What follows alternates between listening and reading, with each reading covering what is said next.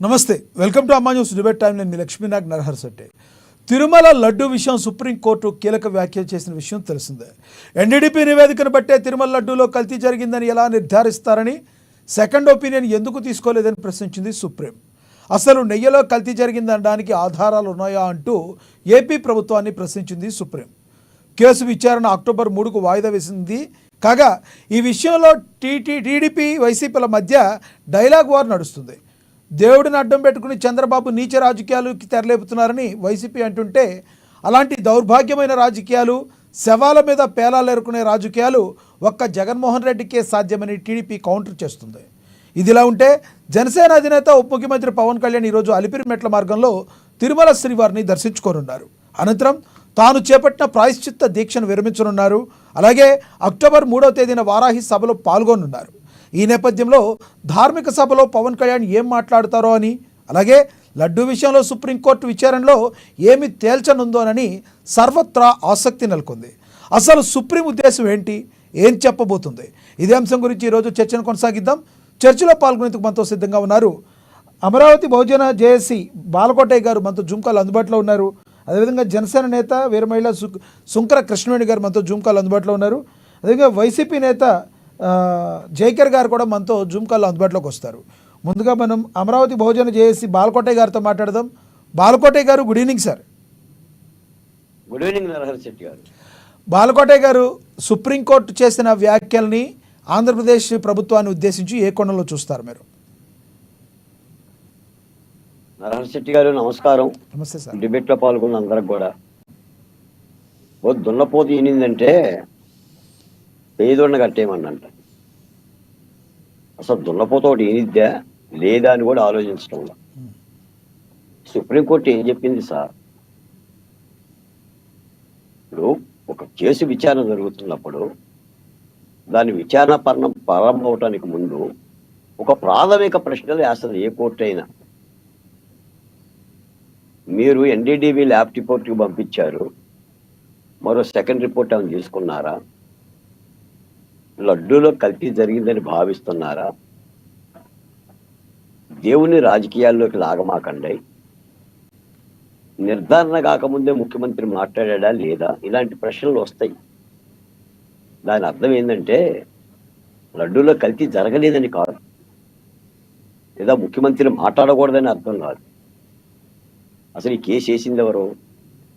ఎందుకు ఇవ్వాలి కేసు సుప్రీంకోర్టుకి? హైకోర్టులో వేశారు కదా. హైకోర్టులో కేసు ఉండగానే సుప్రీంకోర్టు వైవి సుబ్బారెడ్డి ఎందుకు వెళ్ళారు చెప్పండి? ఆయన టీటీడీసీ ఎక్స్ చైర్మన్. ఆయన వేసిన కేసు ఏంటంటే, నాకు నోటీసులు ఇచ్చారు, నేను ఇంకా సమాధానాలు చెప్పలేదు, సమాధానం చెప్పకముందే విజిలెన్స్ రిపోర్ట్ ఇచ్చారు, ఆ విజిలెన్స్ రిపోర్ట్ ఆపండి అని వేశాడు ఆయన. అది హైకోర్టులోనే వేశాడు. ఇంకా హైకోర్టు ఏ విషయం చెప్పాలా, సుప్రీంకోర్టుకి వెళ్ళాడు. రెండో ఆయన సుబ్రహ్మణ్యం స్వామి, ఆయనకి రాష్ట్రంతోనే సంబంధం లేదు. తరచూ ఆయన రాజకీయాల కోసం న్యాయస్థానాల్లో కోర్టులు వేయటం ఆయనకున్న ఆనవాయితీ, ఆచారం. తమిళనాడు ముఖ్యమంత్రి జయలలిత విషయంలో కూడా పదే పదే కేసులు ఇస్తూ ఉంటుంటాడు, కర్ణాటక, కేరళ, తమిళనాడు ఈ రాష్ట్రాల మీద. మేము అనేది ఏంటంటే, ఈరోజు కూడా నేను చూశాను సోషల్ మీడియా సాక్షిది అధికార పార్టీ ఎంత దారుణం అంటేనండి, లడ్డూలో ఎలాంటి కల్తీ జరగలేదు ఏది సుప్రీంకోర్టు చెప్పినట్టుగా. అలాగనే కొవ్వెక్కిన ముఖ్యమంత్రిపై సుప్రీంకోర్టు కన్నెర్ర. ఏంటి సార్ ఈ మాటలు? ఈ రోజున 4 ట్యాంకర్లు వచ్చినాయి. జూలై 6న 2 ట్యాంకర్లు, జూలై 12న 2 ట్యాంకర్లు. ఈ 2 ట్యాంకర్లో నాణ్యత ప్రమాణాలు లేవని టీటీడీ తిప్పి పంపించింది. అంటే దాని అర్థం ఏంటి? అంత ముందు పంపించిన ట్యాంకర్ల పరిస్థితి ఏంటి? ఇప్పుడు ప్రభుత్వం మారింది కాబట్టి తనిఖీ చేశారు, అంతకుముందు ట్యాంకర్లు వాడేసి. సరే, వాడారా లేదా, కల్తీ పూర్తిగా జరిగిందా లేదని సిట్ విచారణ కూర్చుంది, విచారణ జరుగుతుంది. సిట్ మీద నమ్మకం లేకపోతే ఇంకొక విచారణ కోరవచ్చు పిటిషనర్లో. ఒక మాట మాత్రం చెప్తున్నాను సార్, ఆంధ్రప్రదేశ్లో ప్రధానంగా వైసీపీ పార్టీ తన రాజకీయాలకి న్యాయస్థానాలను అడ్డం పెట్టుకుంటుందండి. మీరు చంద్రబాబు నాయుడు గారి ఇంటి మీద దాడి చేస్తే, కార్యాలయం మీద దాడి చేస్తే, వాళ్ళ మీద కేసులు కడితే పోలీసులు వాళ్ళు ఏం చేశారు? సుప్రీంకోర్టుకి వెళ్ళి ముందస్తు బెయిల్ అడిగారు. బెయిల్ ఇచ్చింది సుప్రీంకోర్టు. దేవినేని అవినాష్కి కానీ లేదా మరొక నాయకుడికి కానీ. ఇప్పుడు కాదంబరి విషయంలో కూడా ఏం జరుగుతుంది? ఐపీఎస్ అధికారులు కోర్టుకి వెళ్ళి ముందస్తు బెయిల్ అడుగుతారు.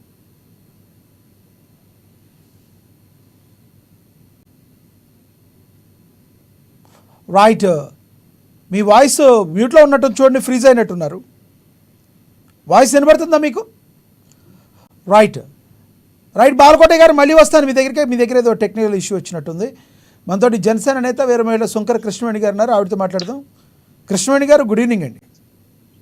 గుడ్ ఈవినింగ్ అండి లక్ష్మీనాథ్ గారు. కృష్ణవేణి గారు, సుప్రీం చేసిన వ్యాఖ్యల్ని ఏ రకంగా చూస్తారు? 3వ తారీఖు విచారణను వాయిదా వేసిన సుప్రీంకోర్టు. రానున్న రోజుల్లో సుప్రీంకోర్టు ఈ విషయాన్ని సిబిఐకి అప్పగించనుంది అనుకుంటున్నారా, లేదంటే సిట్కి అప్పచెప్తున్న ప్రభుత్వం అప్పచెప్పిన విషయంతోనే ఏకీభవించనుందా? ఏమనుకుంటున్నారు మీరు ప్రభుత్వం నుండి? లక్ష్మీనాథ్ గారు, ముఖ్యంగా మీకు అలాగే ప్యానల్ ఉన్నటువంటి బాలకోటి గారికి, అమ్మాన్య వీక్షకులకి నమస్కారం అండి. నమస్తే. ఇది ఈ రోజు సిట్ విచారణ జరగడం నిలిపివేస్తున్నారు 3వ తారీఖు వరకు అంటే కోర్టులో విచారణ జరుగుతుంది కాబట్టి అండి దీన్ని నిలిపివేయడం జరుగుతుంది. అంతే తప్ప వైసీపీ నాయకులు కానీ కేడర్ కానీ ఒకటి అర్థం చేసుకోవాలండి, కేసుని పూర్తిగా కొట్టివేయలేదు, అలాగే దీని మీద దర్యాప్తుని పూర్తిగా క్యాన్సిల్ చేయలేదు. 3వ తారీఖు వరకు దీన్ని విచారణ ఇప్పటి వరకు సేకరించినటువంటి ఆధారాలతో విచారణ జరుగుతుంది కాబట్టి ఏ ధర్మాసనం అయినా సరే కొన్ని క్వశ్చన్స్ చేయడం జరుగుతుందండి. అంటే ఎప్పుడు కూడా న్యాయస్థానాలు వన్ సైడ్ మాత్రమే ఆలోచించవు, అన్ని విధాలుగా ఆలోచించి ఒక నిర్ణయానికి వస్తాయి కాబట్టి కేసులు వేసిన వాళ్ళు కావచ్చు, అధికార ప్రభుత్వాన్ని కావచ్చు, గతంలో ఉన్న ప్రభుత్వాన్ని కావచ్చు క్వశ్చన్ చేస్తారు. వేసినప్పుడు అందరికీ తెలుసండి, కోర్టులో కేసుల విషయం మీద వెళ్ళేటువంటి వ్యక్తులు అందరికీ తెలుసు. కానీ తెలియని విషయం ఏంటంటే జగన్మోహన్ రెడ్డి గారు ఒక విషయం చెప్పేస్తారు వెంటనే, అది బాబాయిని బాత్రూమ్ లో చంపినప్పుడు అది హత్యో ఆత్మహత్యో గుండెపోటో గొడ్లపోటో ఆయనే ముందు ఒక డాక్టర్ లాగా, పంచనామా చేసిన డాక్టర్ లాగా, పోస్ట్ మార్టం చేసిన డాక్టర్ లాగా, ఆయనే ఒక సిఐడి అధికారి లాగా జగన్మోహన్ రెడ్డి గారే మీడియా ముందుకు వచ్చి అది వడ్లపోట గుండెపోట అన్నది కూడా ఆయన తేల్చి చెప్పేస్తారు. ఆ తర్వాత ఆ కేసుకి 5 ఏళ్ళైనా పరిష్కారం కాదు. ముఖ్యంగా అర్థం చేసుకోవాల్సింది ఏంటంటే కేడర్ అందరూ కూడా 3వ తారీఖు వరకు సిట్టు విచారణ అనేది వాయిదా వేయడం మాత్రమే జరిగింది. అక్కడ తిరుపతి లడ్డూలో కల్తీ జరగలేదు అనడానికి పూర్తిగా వైసీపీ దగ్గర ఎటువంటి ఆధారాలు ఉన్నాయి? మేము కూడా ఇదే క్వశ్చన్ వేస్తున్నాం. మీరు అక్కడ కల్తీ ఏమీ జరగలేదు అని చెప్తున్నారు. 10 ట్యాంకర్లు తెప్పించినప్పుడు 6 ట్యాంకర్లు వాడేసిన తర్వాత 4 ట్యాంకర్లు పరీక్షించినప్పుడు ల్యాబ్ రిపోర్ట్ లో ఎందుకు తేడా వచ్చింది? ఆ తర్వాత దీని గురించి మాజీ సిఎస్ కూడా మాట్లాడడం జరిగిందండి, ఎల్వి సుబ్రహ్మణ్యం గారు కూడా దీని మీద మాట్లాడడం జరిగింది. అక్కడ కల్తీ జరిగిందని ఆయన చెప్తున్నప్పుడు ఈ సిట్ విచారణ జరిగేటప్పుడు మాత్రం ఖచ్చితంగా దీని మీద ధర్మాసనం కొన్ని నిజాలు తెలుసుకోవడానికి టైం ఇస్తుంది, ఆధారాలు సేకరించడానికి కూడా ధర్మాసనం టైం ఇస్తుంది. కానీ ఇక్కడ పవన్ కళ్యాణ్ గారి మీద దుమ్మెత్తి పోస్తున్నారు. ఇక్కడ సజ్జల గారు మాట్లాడుతూ చెప్తున్నారండి, సజ్జల గారు మొత్తం ఆయనే ఒక సైంటిస్ట్ లాగా ఆధారాలు లేవు అని చెప్తున్నారు. ఆధారాలు లేవు అంటే ఆధారాలు మీరు మాయం చేశారా? అంటే మనుషుల్నే మాయం చేసేటువంటి వ్యక్తులు మీరు, అలాంటప్పుడు ఆధారాలు కూడా ముందుగానే మాయం చేశారా? అంటే ఇక్కడ మీరు తప్పు చెయ్యలేదు అన్నది పూర్తిగా మీరు ఒప్పుకోవట్లే. ఇక్కడ ఆధారాలు లేవు అని చెప్తున్నప్పుడు అక్కడ క్లియర్ గా అర్థమవుతుంది ఆల్రెడీ ఆధారాన్ని ఇలా మాయం చేసి ఉంటారు అన్న అపనమ్మకం కూడా ఇవాళ ప్రజల్లో వైసీపీ మీద కలుగుతూ ఉంది.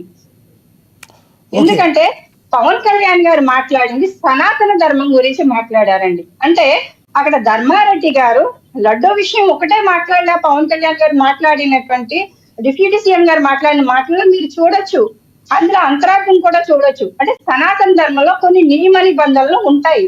ఆ హిందూ ధర్మశాస్త్రం ప్రకారం అది ఆడవాళ్ళు అయినా మగవాళ్ళు అయినా ఖచ్చితంగా మగవాళ్ళు అయినా సరే అది పాటించాల్సినటువంటి సంస్కృతి పరంగా అదొక చిన్నప్పటి నుంచి వస్తుంది, అది సంస్కృతిలో భాగం, అది సనాతన ధర్మంలో భాగం. సనాతన ధర్మంలో ఆయన ధర్మారెడ్డి గారి అబ్బాయి చనిపోయినప్పుడు 11 రోజులు అయ్యే వరకు కూడా అది మైల్ అంటారు.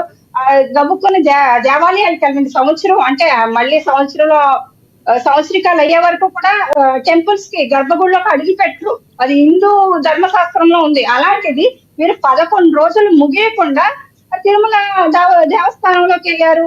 ఎంతో మంది తడి మడితో అక్కడికి వస్తారు. అలాంటప్పుడు సనాతన ధర్మాన్ని కూడా వీళ్ళు నియమ నిబంధనలు కూడా పాటించలేదని మా అధినేత పవన్ కళ్యాణ్ గారు మాట్లాడడం జరిగింది. అక్కడే అన్య మతానికి సంబంధించినటువంటి ప్రచారాలు కూడా అక్కడ టీటీడీకి సంబంధించినటువంటి బస్సుల మీద ఆ టికెట్ల మీద వెనకాల ముద్రించడం జరిగింది. అన్య మత ప్రచారాలు కూడా దాని మీద జరిగాయి అన్నది ఉన్నది. అంటే కలియుగ ప్రత్యక్ష దైవంగా కొలిసేటువంటి వెంకటేశ్వర స్వామి గుడిలో మీరు చేసే అంటే అక్కడ బోర్డు మెంబర్స్ దగ్గర నుంచి మిగతా వ్యక్తులందరినీ కూడా చూడొచ్చండి. చాలా మంది అన్య మతస్తుల్ని అక్కడ మీరు ఎందుకు పెట్టాల్సి వచ్చింది? ఇవన్నిటి మీద విచారణ జరుగుతుంది. మీరు ఏదో సుప్రీంకోర్టుకి పారిపోయి వైవి సుబ్బారెడ్డి గారు ఇవాళ సిట్ ఆఫ్ చేసేసేమో ఇక్కడ ఏదో మొత్తం కోర్టులో కేసు మొత్తం తేలిపోయింది, ఇక్కడ సీఎం గారు మాట్లాడింది తప్పు అని మాట్లాడడం కరెక్ట్ కాదండి.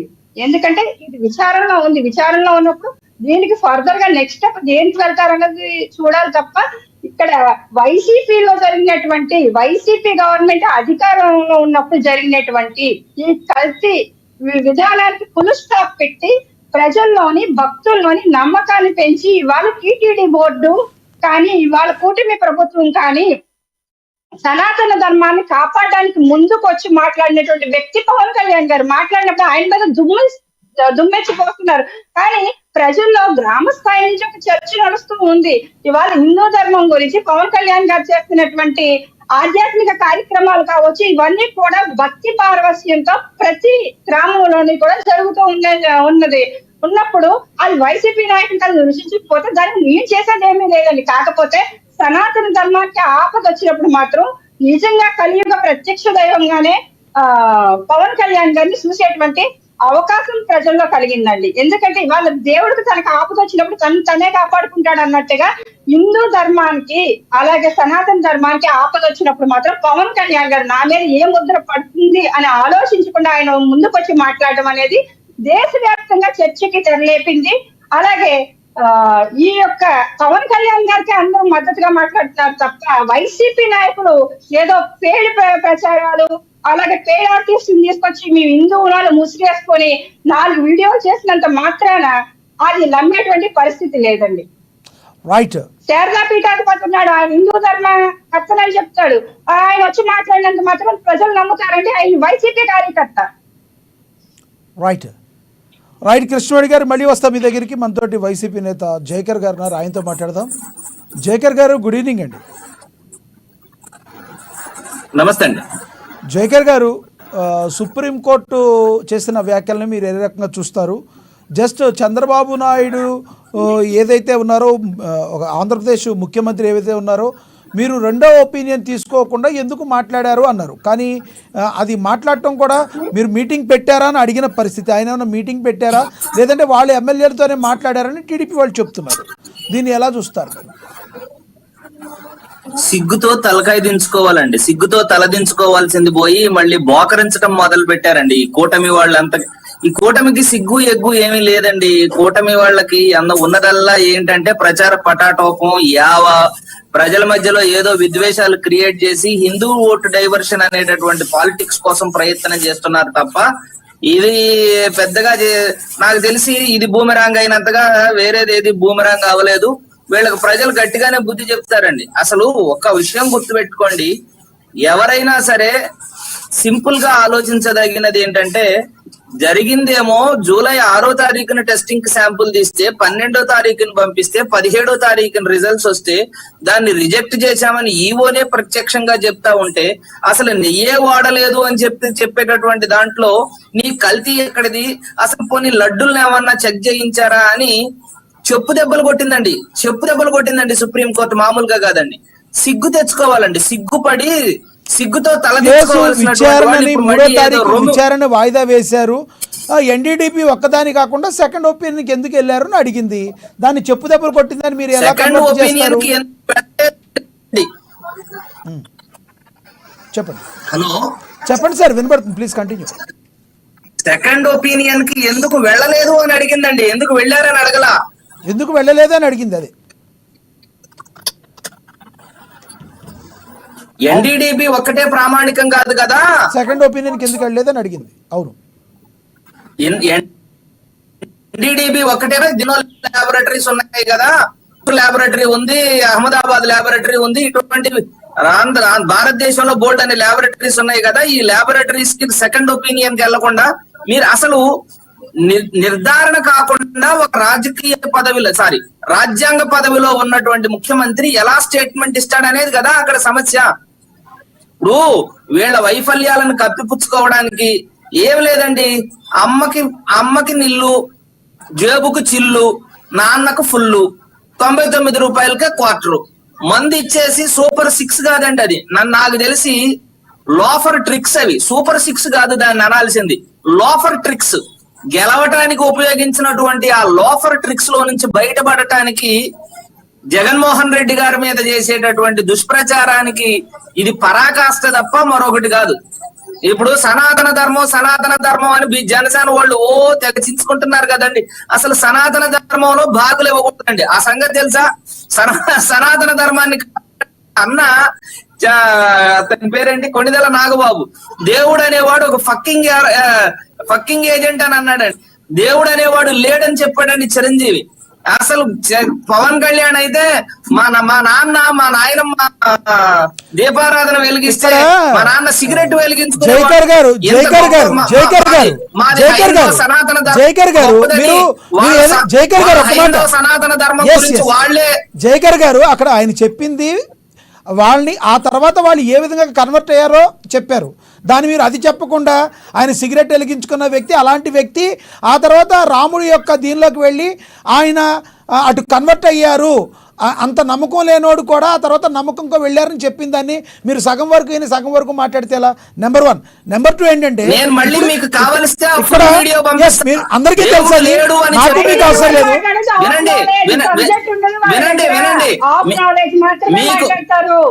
మీకు పూర్తి స్థాయి వీడియో పంపిస్తా, మీరు కవర్ డ్రైవ్లు చెప్పి. జైకర్ గారు సబ్జెక్ట్ గురించి మాట్లాడదాం, టాపిక్ డైవర్ట్ చేయొద్దు. మీరు ఈ లడ్డూ విషయంలో కల్తీ జరిగిందా లేదా దీని గురించి మాట్లాడండి, టాపిక్ డైవర్షన్ దేనికి అనవసరంగా. ఇంకో టాపిక్ డైవర్షన్కి వెళ్తే ఇంకోటి చెప్పమంటారా? డిక్లరేషన్ చేయడానికి, డిక్లరేషన్ ఇవ్వడానికి ఇంత రాద్ధాంతం చేయాల్సిన. ఒక్క నిమిషం కృష్ణవేణి గారు మాట్లాడండి, సబ్జెక్ట్ మాట్లాడండి. ఇక్కడ డిక్లరేషన్ ఇవ్వడానికి ప్రాబ్లం ఏంటి అని అడుగుతున్నారు. ఇంకొక మాట చెప్పనా, ఇందిరాగాంధీ గారు వాళ్ళ యొక్క హస్బెండ్ ఎవరైతే ఉన్నారో ఆయన హిందూ కాదని ఇందిరాగాంధీ గారికే టీటీడీ బోర్డు వాళ్ళ శాసనాలకు అనుగుణంగా ఆయనకి దర్శనం, ఇందిరాగాంధీ గారికి దర్శనం ఇవ్వలేదు. మహాత్మా గాంధీ గారికి టీటీడీలోకి దేవస్థానంలోకి దర్శనానికి అనుమతి ఇవ్వలేదు. వాళ్ళ హైందవ సాంప్రదాయం ప్రకారం రాజ్యాంగ సృష్టికర్త బాబా సాహెబ్ బిఆర్ అంబేద్కర్ గారు కూడా ఆయన లోపలికి వెళ్ళి దర్శనం చేసుకునే పరిస్థితి. ఎందుకంటే హిందూ ధర్మంలో వాళ్ళంటూ కొన్ని శాసనాలు ఫాలో అవుతారు కాబట్టి వాళ్ళకి ఏ విధంగా ఉండదు. ఈ రోజున వచ్చి నేను మీ దేవుడిని నమ్ముతాను, ప్రాబ్లం ఏమి లేదు, గౌరవంగా డిక్లరేషన్ మీద జగన్మోహన్ రెడ్డి గారు కాదండి. మీ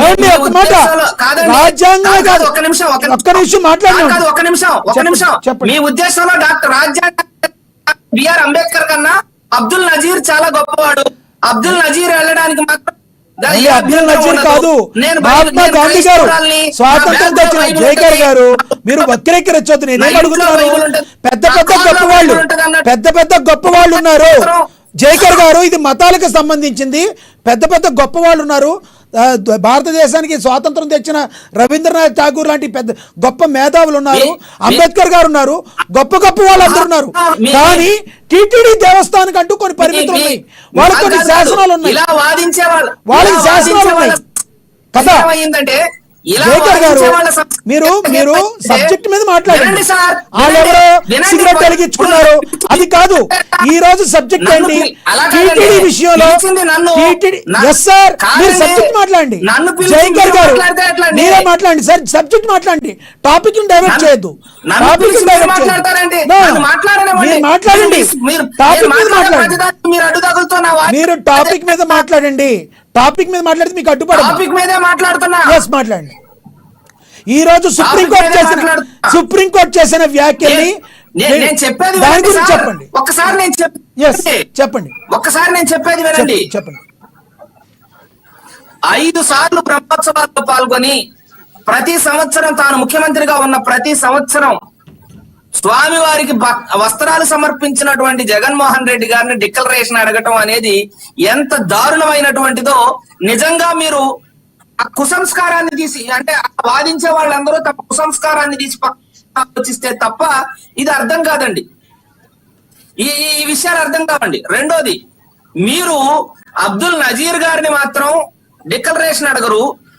నా చేతిలో బైబిల్ ఉంటుంది, నా పర్సులో బైబిల్ ఉంటుంది, నా కారులో బైబిల్ ఉంటుంది, నా ఒంట్లో బైబిల్ ఉంటుంది, నేను క్రిస్టియన్ని, నా పెళ్లి హిందూ మ్యారేజ్ అయిన క్రిస్టియన్ని అని చెప్పిన వంగలపూడి అనిత హోమ్ మినిస్టర్ వెళ్లితే మాత్రం డిక్లరేషన్లు అడగరు. ఇలాంటివి మాత్రం మీకు జగన్మోహన్ రెడ్డి గారు 5 సార్లు బ్రహ్మోత్సవాల్లో పాల్గొని 5 వరుసగా దేవుడికి శ్రీవారికి వస్త్రాలు, పట్టు వస్త్రాలు సమర్పించి జగన్మోహన్ రెడ్డిని మాత్రం ఆయన రాజకీయంగా అంటే ఆయన ఎదుర్కోలేక వెన్ను చూపి పారిపోయి తోక ముడిచి ఇటువంటి డిక్లరేషన్ అనుకుంటే పేద మళ్ళీ తెల్లారే మాట మార్చుకొని మేమెవరం ప్రవేశం అడ్డుకోలేదు, మేమేమి అనలేదు, బోర్డులు పెట్టించింది ఎవరు, పీకిచ్చింది ఎవరు, పర్మిషన్ లేదని నోటీసులు ఇచ్చింది ఎవరు, పోలీసులను ఉపయోగించింది ఎవరు, హౌస్ అరెస్టులు చేసింది ఎవరు, ఇన్ని దుర్మార్గాలు మేమేం చేయలేదు. ఎందుకు వెళ్ళిపోయారండి జగన్మోహన్ రెడ్డి గారు? ఎందుకు ఆగిపోయారంటారు? జగన్మోహన్ రెడ్డి గారు ఎందుకు ఆగిపోయారు అడుగుతున్నాం సార్, మీరే చెప్పండి. మేము వింటున్నాం, మీరే మాట్లాడండి. జగన్మోహన్ రెడ్డి గారు ఎందుకు ఆగిపోయారు? దర్శనానికి వెళ్ళే వాళ్ళు ఎందుకు ఆగిపోయారు? నేను చెప్తున్నాను కదండి, జగన్మోహన్ రెడ్డి గారు మత సామరస్యత పాటించడం చంద్రబాబు నాయుడికే ఉంటే అసలు వాళ్ళ మామనే గద్దె దించేవాడు. చంద్రబాబు నాయుడు అంటే గొప్ప గొప్ప సంస్కారవాది లేకపోతే ఇంకోటేదో అని మీరు పొగుడుతున్నారు కదా. చంద్రబాబు ఆయన్ని పొగడతలేదు, జగన్మోహన్ రెడ్డి గారికి లేదు కాబట్టే అనవసరమైన వివాదాలకు రేపకుండా, అనవసరమైనటువంటి విషయాలకు వెళ్లకుండా, అనవసరమైన గొడవలు జరగకుండా, అల్లర్లు జరగకుండా తన కోసం వస్తున్నటువంటి వాళ్ళ హౌస్ అరెస్టులు చేసింది ఎవరు? ఈ ప్రభుత్వం కాదా? నోటీసులు ఇవ్వలేదా? మీరు చెప్పండి.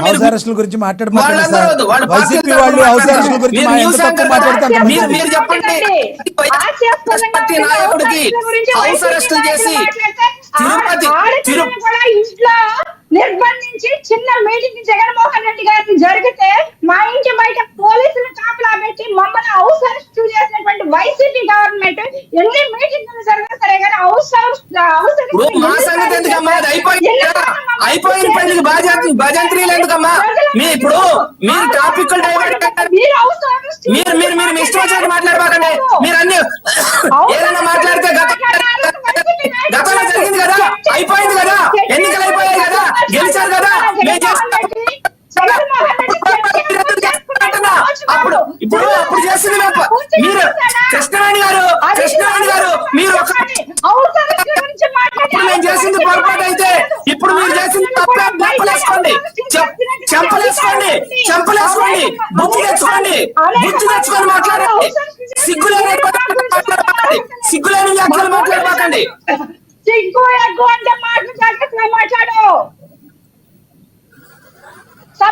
సిగ్గులేని వ్యాఖ్యలు చేయండి. మీకు సిగ్గులేదని నేను అన్నా. సిగ్గులేని వ్యాఖ్యలు చేయకండి. నిజంగా మేము చేసింది అయితే అదే తప్పు మీరెందుకు చేస్తున్నారు? ఆ తప్పు మీరెందుకు చేస్తున్నారు? మేము తప్పు చేసామా కదా ప్రజలు, మరి ఆ తప్పు మీరెందుకు చేస్తున్నారు? మీరెందుకు హౌస్ అరెస్టులు చేస్తున్నారు? మీరెందుకు నోటీసులు ఇస్తున్నారు? ఎందుకంత భయం, వణుకు పుడుతుంది మీకు? సనాతన ధర్మాలు దొంగ దీక్షలు, జైకర్ గారు దొంగ దీక్షలు ఎవరయ్యి? ఇలా మాట్లాడకూడదు, మీరు పద్ధతి కాదు ఇది మీకు. జైకర్ గారు మీకు పద్ధతి కాదు, ఇలా మాట్లాడకూడదు. తన ఇద్దరి కూతుర్లకి క్రైస్తవ నామధేయం చేసి రష్యా ఆర్థోడాక్స్ చర్చ్ లో బాప్తిస్మం ఇచ్చినటువంటి నేను సనాతన ధర్మాన్ని మీరు భుజాన్ని వేసుకుంటారేమో అని చెప్పుకుంటారు, ప్రజలు చెప్పుతో కొడతారు. సనాతన ధర్మమే కాదు, సర్వ మతాన్ని కాపాడే వ్యక్తి పవన్ కళ్యాణ్ గారు. అది ప్రజలందరికీ తెలుసు, ప్రపంచ వ్యాప్తంగా తెలుసు. మీరు ముస్లిం టోపీ పెట్టుకొని బీఫ్ తింటాడు. అవసరమైతే స్వామి వివేకానంద బీఫ్ నేను బీఫ్ తింటానని చెప్పాడు. అవసరమైతే క్రిస్టియన్ చర్చిలోకి వెళ్ళి నా రష్యన్ ఆర్థడాక్స్ పద్ధతిలో బాప్తిసం ఇస్తే నేను సంతోషించానంటాడు. నా స్నేహితుడి దగ్గరికి వెళ్ళి నేనే భీమవరంలో నేను బాప్టిజం అయ్యాను, నేను క్రిస్టియన్ అంటాడు. కాదమ్మా కృష్ణవేణి గారు, కాదమ్మా ఆంధ్రప్రదేశ్ లో ఆంధ్రప్రదేశ్ లో ప్రతి జిల్లాలో పుట్టినోడు, ఆంధ్రప్రదేశ్ లో శ్రీకాకుళం వెళ్తే శ్రీకాకుళంలో పుడతాడు, విజయనగరం వెళ్తే విజయనగరంలో పుడతాడు, నెల్లూరు వెళ్తే ఏ జిల్లాలో పడితే ఆ జిల్లాలో ఒక గొప్ప మరి స్వయంభూ నాయకుడు కళ్యాణేనమ్మా, జనాలందరికీ తెలుసు. జైకర్ గారు, ప్రజలకు తెలుసు పవన్ కళ్యాణ్ గారి వ్యక్తిత్వం ఏంటన్నది ప్రజలకు తెలుసు. పవన్ కళ్యాణ్ లాంటి ఓసర వెళ్ళి చెప్పవసరం లేదమ్మా. జైకర్ గారు, జైకర్ గారు, రాబంధం నుంచి కాపాడడానికి కొన్నిసార్లు కొన్ని అవతారాలు మార్చవలసి ఉంటది. ఇవాళ రాష్ట్రాన్ని ఎలా కాపాడామో మీ నుంచి ఈ సనాతన ధర్మాన్ని కూడా కాపాడడం కోసం పవన్ కళ్యాణ్ గారు హిందుత్వం అనేటువంటి మా ముద్ర మీరు అబ్యూజింగ్ వర్డ్స్ మాట్లాడద్దు, ఇలా మాట్లాడే జైకర్ గారు మీరు తీవ్ర అభ్యంతరంగా మాట్లాడుతున్నారు. మీరు ఇలా మాట్లాడద్దు, ఇలా మాట్లాడే మీరు దెబ్బయ్యారు. మీలాంటి వాళ్ళ వల్లనే పాపం వైసీపీ అలా అయిపోయింది. వైసీపీ అలా మీరు పర్సనల్ గా మాట్లాడమాకండి జైకర్ గారు, సబ్జెక్ట్ మీద మాట్లాడండి జైకర్ గారు ప్లీజ్. జైకర్ గారు మిమ్మల్ని అందరూ ప్రజలందరూ చూస్తున్నారు, మీరు సబ్జెక్ట్ మీద మాట్లాడండి. ఆయన వ్యక్తిగతంగా ఎందుకు మాట్లాడుతున్నారు? ఇప్పుడు జగన్మోహన్ రెడ్డి గారు వ్యక్తిగతంగా మాట్లాడితే సభా లక్ష్యం మాట్లాడతారు. కృష్ణవేణి గారు మీరు అలాంటి మాటలు మాట్లాడద్దు. జైకర్ గారు, జైకర్ గారు అబ్యూజింగ్ వర్డ్స్ మాట్లాడద్దు. మీరు దయచేసి అబ్యూజింగ్ వర్డ్స్ మాట్లాడద్దు. జైకర్ గారు సబ్జెక్ట్ మీద మాట్లాడండి. ఇప్పుడు జగన్మోహన్ రెడ్డి గారి కుటుంబ చరిత్ర చూసుకుని మాట్లాడండి. ముందు పవన్ కళ్యాణ్ గారి గురించి మాట్లాడేటప్పుడు జగన్మోహన్ రెడ్డి గారి హిస్టరీ తాత దగ్గర నుంచి హిస్టరీ చెప్పమంటారా? నన్ను చెప్పమంటారా? మీరు ఎత్తితే నేను ఎత్తుతాను. పవన్ కళ్యాణ్ సబ్జెక్ట్ డైవర్ట్ అవుతుంది. జైకర్ గారు దయచేసి సబ్జెక్ట్ లోకి రండి, సబ్జెక్ట్ లోకి రండి. జైకర్ గారు, జైకర్ గారు, కృష్ణవేణి గారు ఆగండి, కృష్ణవేణి గారు ఆగండి. జైకర్ గారు సబ్జెక్ట్ డైవర్ట్ అవుతుంది. ఈ రోజు సబ్జెక్ట్ డైవర్ట్ అవుతుంది. అమ్మా మీ తాతల చరిత్ర ఏంటి? టికెట్ వెలిగించుకున్న వాడి చరిత్ర ఏంటో చెప్పమంటే చెప్తా, నేను చెప్తా. ఆ చరిత్ర మేము చెప్తామమ్మా. మీ చరిత్రలు బాగవాళ్ళు కాపులు ఎలా అయ్యారు, బాగవాళ్ళు కాపులు ఎలా అయ్యారు చెప్తా. బాగవాళ్ళు కాపులు ఎలా అయ్యారో చరిత్ర. ఇది మీరు తీవ్ర అభ్యంతరకర మాటలు మాట్లాడుతున్నారు జైకర్ గారు. మీకు కరెక్ట్ గా ఉండదు, మీకు కరెక్ట్ కాదు ఇది. మీరు కులమతాల గురించి దీనిలోకి తీసుకురావద్దు. సబ్జెక్ట్ ఏం మాట్లాడుతున్నారు, మీరేం మాట్లాడుతున్నారు? సబ్జెక్ట్ లోకి రండి సార్, నేను దాని చెప్తున్నాను మీకు దయచేసి. ఓకే మీరు ఆగండి, జైకర్ గారు ఆగండి. బాలకోటయ్య గారు వచ్చారు, బాలకోటయ్య గారు వచ్చారు లైవ్ లోకి, బాలకోటయ్య గారు వచ్చారు. జైకర్ గారు ఆగండి, బాలకోటయ్య గారు, బాలకోటయ్య గారు, బాలకోటయ్య గారు చెప్పు. 2 సార్లు దిగుద్ది, నువ్వే ఎత్తింది, కులం గురించి ఎత్తింది. జైకర్ గారు మీరు ఆగండి. మహిళల్ని ఎలా పడితే అలా మాట్లాడద్దు జైకర్ గారు, మీకు ప్రాబ్లం అవుతుంది. జైకర్ గారు మీకు ప్రాబ్లం అవుతుంది, మహిళలను నిలబడితే మాట్లాడద్దు దయచేసి. సంయమనం పాటించండి, సంయమనం పాటించండి ఇద్దరు. కృష్ణవేణి గారు మీరు కూడా ఆగండి, సంయమనం పాటించండి ప్లీజ్. ఇద్దరు సంయమనం పాటించండి ప్లీజ్. పవన్ కళ్యాణ్ గారి గురించి వ్యక్తిగత జీవితం, ఆయన పెళ్లిళ్ళ గురించి మాట్లాడడం, ఆయన వ్యక్తిగత జైకర్ గారు మీలాగా ఇప్పుడు జైకర్ గారు ఎవరైనా వ్యక్తిగత జీవితాలు మాట్లాడితే వాళ్ళ జీవితాలు అవతల తిరగబడిపోతాయండి. మీరు వ్యక్తిగతంగా వెళ్ళొద్దు దయచేసి. టాపిక్ మీద మాట్లాడినారని చెప్తాం. ఒక్క నిమిషం ఆగండి. కృష్ణవేణి గారు ప్లీజ్, కృష్ణవేణి గారు ఒక్క నిమిషం ఆగండి. మనతోటి బాలకోటయ్య గారు ఉన్నారు, ఇందాడ అయింది ఆడియో వీడియో కట్ అయింది, ఆయన వచ్చారు అందుబాటులో ఉన్నారు. బాలకోటయ్య గారితో మాట్లాడదాం. బాలకోటయ్య గారు ప్లీజ్ కంటిన్యూ సార్. బాలకోటయ్య గారు ఎస్ సార్. సుప్రీం 3వ తారీఖున ఏ విషయాలను పరిగణలోకి తీసుకోబోతుంది ప్లీజ్? నరహరి శెట్టి గారు, ఎస్ సార్. సుప్రీం లక్ష్మీనాథ్ గారు కోర్టు లడ్డూలో లక్ష్మీనాథ్ గారు ఒక్క నిమిషం. నేను ఒక మాట చెప్తున్నానండి. ఆయన జాతిని కించపరుస్తూ ఆయన అభ్యంతరకరమైనటువంటి వర్డ్స్ మాట్లాడాడు. ఖచ్చితంగా సారీ చెప్పాలి, డిబేట్ లోనే సారీ చెప్పాలి. ఒక మహిళను కించపరుస్తూ మాట్లాడాడు, జాతిని అహంకారపూరితంతో మాట్లాడాడు. ఖచ్చితంగా సారీ చెప్పించాలి మీరు ఇలాంటి వాడితో. Yes. ఇలాంటి డిబేట్ పిలవకండి, సబ్జెక్ట్ లాగా ఉన్నటువంటి ఇలాంటి ఫోరం ఒకళ్ళు అసలు పిలవకండి సబ్జెక్ట్ లో. రైట్ రైట్ రైట్ నేను మాట్లాడేశాను. రైట్ రైట్ లక్ష్మీనాథ్ గారు పోరం బోకులు గీరం బోకులు అని మాట్లాడితే పోరం బోకు జైకర్ గారు మీరు చాలా అబ్యూజింగ్ వర్డ్స్ మాట్లాడారు. ఎవరో ప్రజలు నిర్ణయిస్తారు. ఆవిడ మహిళను చూడకుండా మీరు ఒక రకమైన మాటలు మాట్లాడారు. మీరే ఇంకా అపాలజీ చెప్పాల్సి ఉంది. మీరు మాట్లాడదు, దయచేసి అలాంటి మాటలు మాట్లాడద్దు. మీరు వ్యక్తిగతంగా వెళ్ళి మాట్లాడారు. మీరు వ్యక్తిగతంగా మాట్లాడారు, దయచేసి ఆగండి. మీరు అప్పటి నుంచి చెప్తున్నాను, మీరు జైకర్ గారు మీరు ఆగాలండి, అలా మాట్లాడొద్దని చెప్తున్నాను. మీరు దయచేసి అలా మాట్లాడొద్దు అని చెప్తున్నా, మీరు ఆగట్లేదు. ఇప్పుడు మీరు ఒక మహిళను అలా మాట్లాడితే ఏ రకంగా మాట్లాడతారు చెప్పండి ప్లీజ్. దయచేసి ఆగండి, సమయం పాటించండి. ఒక్క నిమిషం జైకర్ గారు ప్లీజ్. జైకర్ గారు ఒక్క నిమిషం ఆగండి. కృష్ణవేణి గారు ఒక్క నిమిషం ఆగండి. బాలకోట గారు మాట్లాడినివ్వండి. మీరు మాట్లాడిదిరు కానీ లక్ష్మీనాథ్ గారు నేను ప్రూఫ్ తో సహా పంపిస్తా. అన్ని ఉన్నాయి, మా దగ్గర కూడా రికార్డ్ అవుతున్నాయి, అందరికీ ఉన్నాయి. మీరు దయచేసి ఆగండి. బాలకోట గారు కంటిన్యూ ప్లీజ్. బాలకోట గారు కంటిన్యూ ప్లీజ్. లక్ష్మీనాథ్ గారు. Yes sir.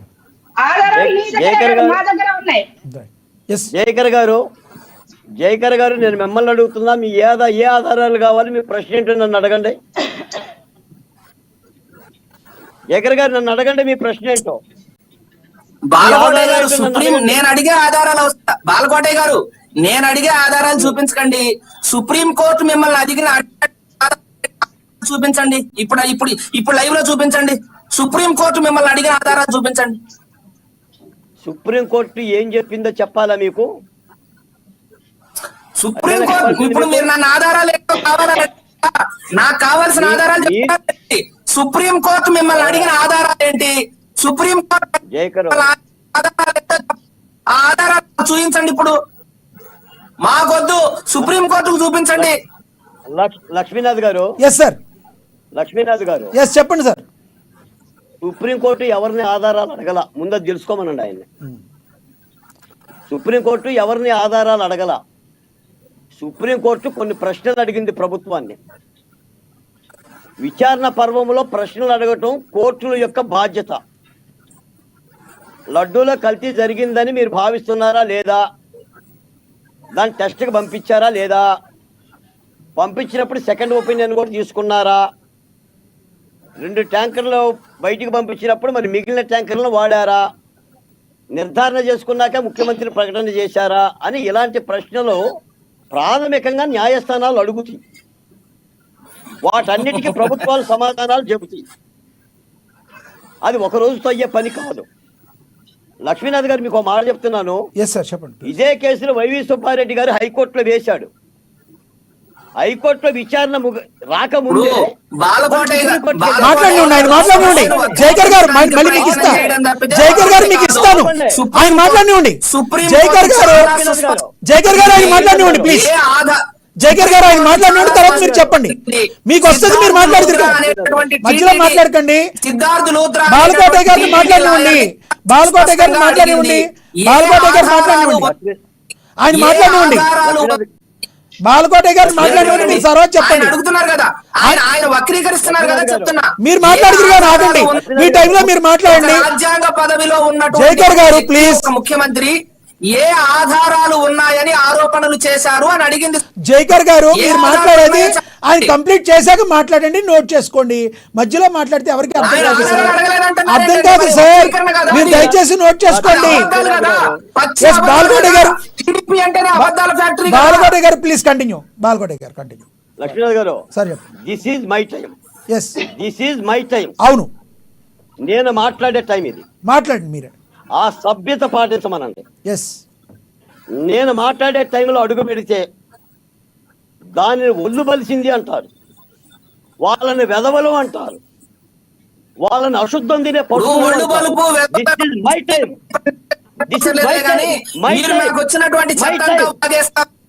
My time. Jayakar గారు ప్లీజ్ ఆయన మాట్లాడండి. బాలకోట గారు మీరు లక్ష్మీనాథ్ గారు చెప్పండి మీరే. ఇది నా టైము. ఎస్ ఎస్ నాకు మీరు ఇచ్చిన అవకాశం. ఎస్ మీరు చెప్పండి సార్, మీరు నేనే చెప్పండి. మాట్లాడాలి. ఎస్ చెప్పండి. మీరు అవసరం వస్తే ఆయన లూప్ లో పెట్టండి. Yes okay. ఈ రోజున రాష్ట్రంలో ప్రజలకు అర్థం కావాలి. ఎస్ మీకు నాకు కూడా కాదు. ఎస్ సుప్రీంకోర్టు కొన్ని ప్రశ్నలు లేవనెత్తింది, ప్రభుత్వాన్ని కూడా అడిగింది. వాటికి సమాధానాలు చెప్పే ప్రయత్నం ప్రభుత్వం చేస్తుంది. అంత మాత్రాన లడ్డూల కల్తీ జరగలేదని తీర్పు చెప్పలా. ఈ రోజు వైసీపీ నాయకులు దాన్ని తీర్పుగా భావిస్తున్నారు. వాళ్ళ పత్రికల్లో రాసుకుంటున్నారు. చంద్రబాబు నాయుడు రాజీనామా చేయాలని చెప్పి మాట్లాడుతున్నారు. వీళ్ళు హిందూ సమాజంలో బోర్డులో దోషిగా నిలబడ్డారు. వీళ్ళు ఆ దోషత్వం నుంచి బయటికి రావడం కోసం న్యాయస్థానాల్లో పోరాటం చేస్తున్నారు. రాజకీయ పోరాటం, రాజకీయం చేస్తుంది వైసీపీ పార్టీ. నిజానికి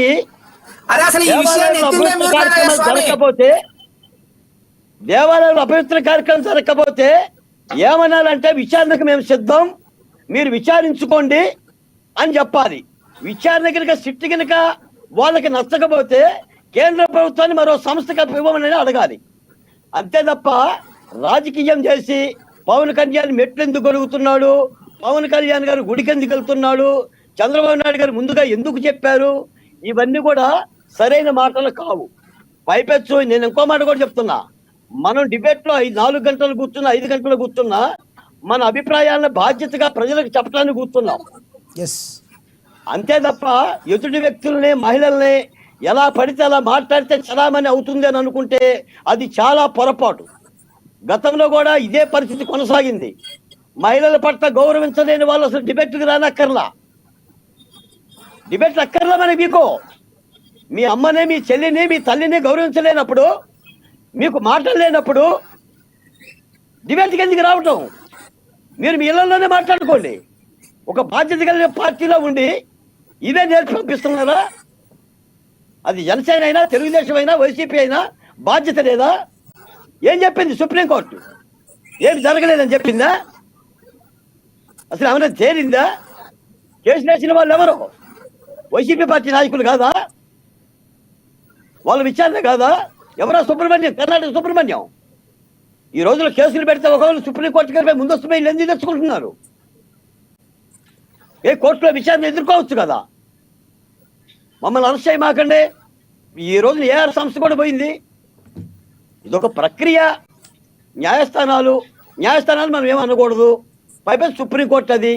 ఆ విచారణ పర్వం చూద్దాం. ఎక్కడ మీకే సర్టిఫికెట్ ఇవ్వలా. చంద్రబాబు నాయుడు ద్రోషం చేశాడని, వైసీపీ పార్టీ చక్కని పరిపాలన చేసినది సర్టిఫికెట్ అని ఇచ్చిందండి లడ్డూలలో. రైట్ కంక్లూడ్ చేయండి సార్. కంక్లూడ్ చేయండి కోటయ్య గారు. గత 5 ఏళ్లుగా వైసీపీ పరిపాలన మనం చూసాం సార్.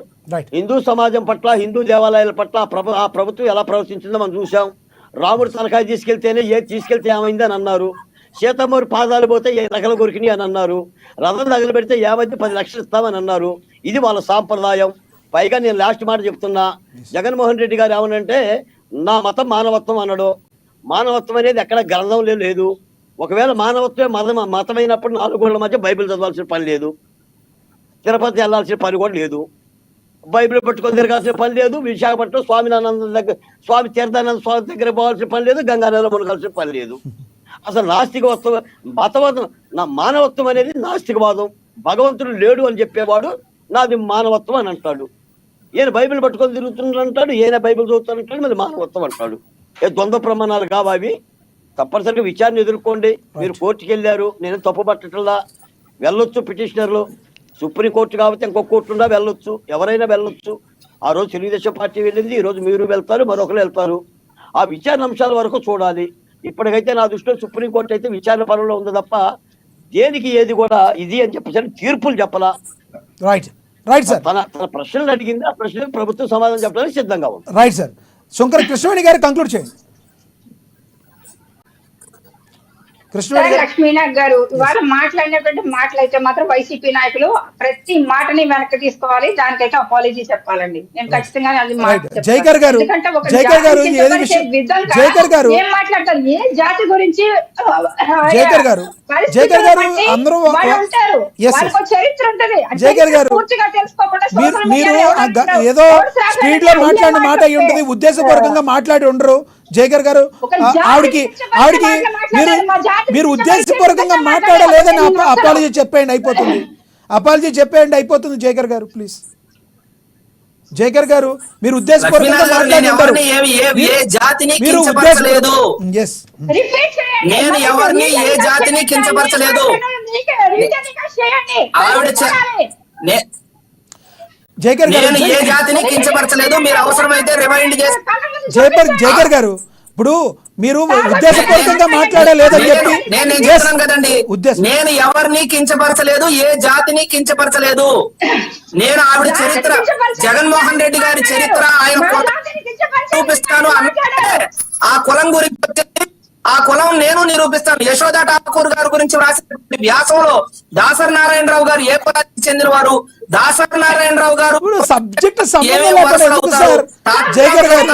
వాళ్ళు ఏ కులానికి సంబంధించి, భోగం కులానికి సంబంధించి ఎలా లేదే జయకర్ గారు నేను ఏ కులాన్ని కానీ ఏ మతాన్ని కానీ ఏ జయకర్ జాతిని గారు కానీ నేను మీరు ఉద్దేశపూర్వకంగా మాట్లాడకపోయి ఉండొచ్చు, కానీ మీరు మాట్లాడచ్చు. అపాలజీ చెప్తే అయిపోతుంది కదా, ఎందుకు చెప్పండి. ఒక మహిళగా ఇప్పుడు మీరు ఇందాక మాట్లాడారు, నేను కించపరచని కాడికి నేను ఎందుకు కించపరచడం కాదు, మీరు మీ యొక్క అసంకల్పిత ప్రతీకార చర్యలో భాగంగా మాట్లాడి ఉండొచ్చు, అదే చెప్పండి. దానిలో కాదు సరే కాదండి, కాదు లక్ష్మీనాథ్ గారు, నేను ఏం తప్పు ఆవిడేదో అడుగుతున్నారు చూడండి. జయకర్ గారు ఏదో క్వశ్చన్ అడుగుతున్నారు చూడండి. ఏంటండి అడగండి, ఏంటి అడుగుతున్నారు అడగండి.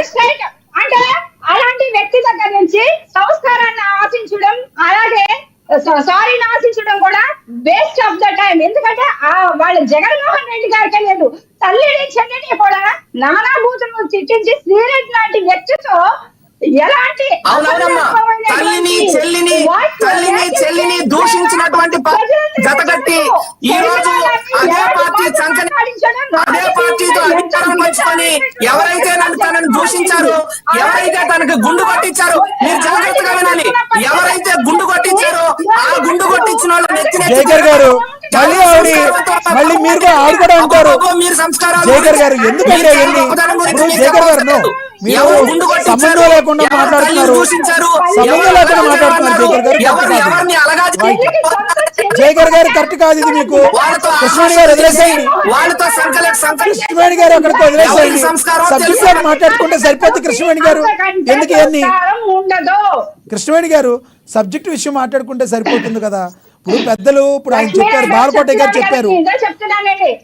ఒకటి కృష్ణవేణి గారు వినండి, కృష్ణవేణి గారు బాలకోట గారు ఏం చెప్పారు, సబ్జెక్ట్ మాట్లాడుకుంటే ఇక్కడ ప్రజలందరూ చూస్తున్నారు కాబట్టి ఇండివిజువల్ గా మాట్లాడుకుంటే వ్యక్తిగతంగా ఏమొస్తుంది చెప్పండి. జయకర్ గారు మాట్లాడింది అయితే కరెక్ట్ కాదు. జయకర్ గారు మీరు మాట్లాడిన వర్డ్స్ కొన్ని 100% ఖండించదగినవిగా ఉన్నాయి మాటలో, దానిలో ఎటువంటి వాస్తవం లేదు. మా దగ్గర కూడా అన్ని రికార్డ్ అయినాయి. మీరు కొన్ని అబ్యూజింగ్ వర్డ్స్ మాట్లాడిన మాట వాస్తవం, కానీ అది మీకు తెలవకుండానే మాట్లాడారని నేను అనుకుంటున్నా, తెలిసి మాట్లాడారని నేను అనుకోవట్లేదు.